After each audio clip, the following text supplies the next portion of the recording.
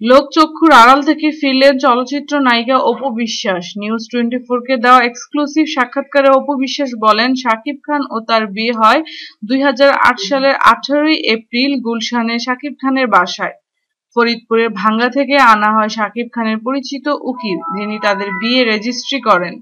বিয়ের পর তার নাম হয় অপু ইসলাম খান। এরপর 2016 সালের 27 সেপ্টেম্বর তাদের ছেলে সন্তান হয় কলকাতার একটি ক্লিনিকে। নাম রাখা হয় আব্রাহাম খান জয়। 10 এপ্রিল নিউজ 24 অফিসে ছেলে সন্তান সহ হাজির হন জনপ্রিয় চলচ্চিত্র নায়িকা অপু বিশ্বাস। বিয়ে ও সন্তানের কথা স্বীকার করেন শাকিব খান।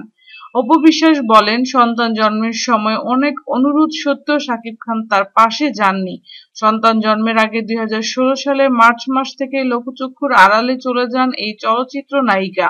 অনেক খোঁজাখুঁজি করেও অনেক প্রযোজক ও মিডিয়া তাকে তখন পায়নি। নিউজ 24-কে দেওয়া অপর এক সাক্ষাৎকারে শাকিব খান তাদের বিয়ের কথা স্বীকার করলেও বলেছেন, সন্তানের দায়িত্ব নিতে তিনি রাজি, কিন্তু অপু বিশ্বাসের দায়িত্ব নিতে নারাজ।